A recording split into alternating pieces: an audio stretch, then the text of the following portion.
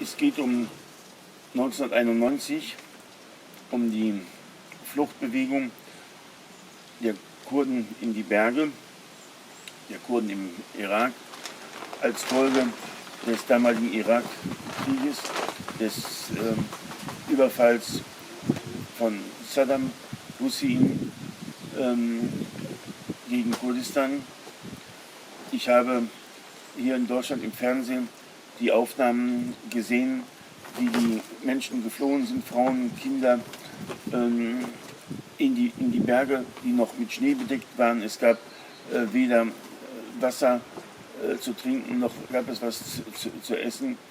Und sie haben gefroren und viele sind gestorben und haben viel Leid erlebt. Ich hatte schon viele Jahre sowieso Flüchtlingsarbeit unterstützt und auch das Recht der Völker auf Selbstbestimmung und Eigenständigkeit unterstützt in verschiedenen Teilen der Welt und hatte von daher auch aufgrund der Tatsache, dass meine eigene Familie eine Fluchtgeschichte hatte nach dem Zweiten Weltkrieg, hatte ich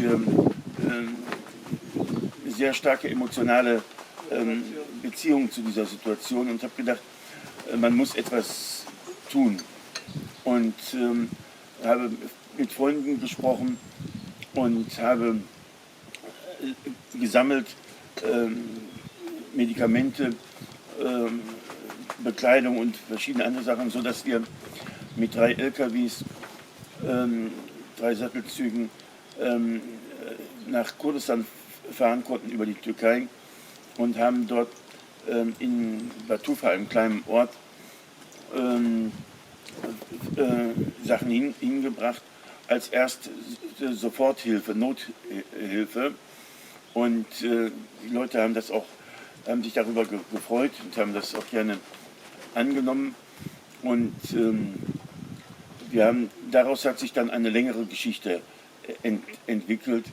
Wir haben dann noch deutsche Ärzte, die ihren Urlaub dort verbracht haben, hinorganisiert, dass sie Nothilfe in den Krankenhäusern und Sanitätsstationen machen konnten und so weiter und so fort. Eine ganz lange Geschichte bis heute.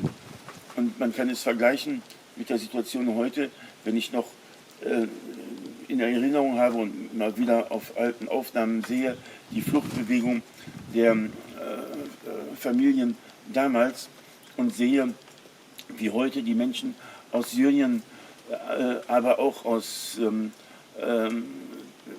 Kurdistan, Irak fliehen vor dem Assad-Regime oder vor dem ISIS-Mördern, dann erinnert mich das sehr stark an die Situation damals.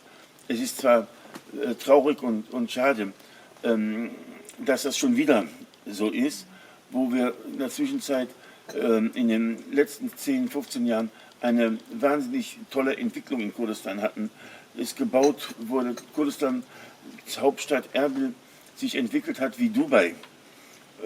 Und wenn ich davon hier in Deutschland berichtet habe, kein Mensch hat es glauben wollen, dass es so etwas gibt.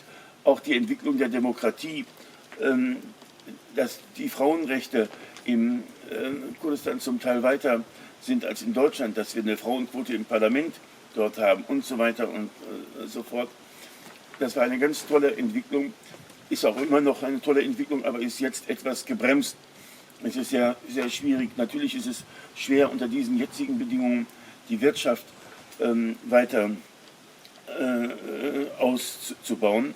Und es ist ein Skandal, dass ISIS Öl verkaufen kann und man den Kurden die Schwierigkeiten macht, das Öl auf dem Weltmarkt zu verkaufen und so weiter und so fort. Das ist ein schreiendes Unrecht, was dort geschieht. Und heute kann ich nicht mehr so viel machen, wie ich das damals gemacht habe, weil ich selber gesundheitlich nicht mehr so kann. Aber immer wenn ich die Möglichkeit habe, dann werde ich es weiter machen. Und vielleicht hilft das auch jetzt diese Aufnahmen auch dazu noch ein bisschen zu informieren, damit es weitergeht.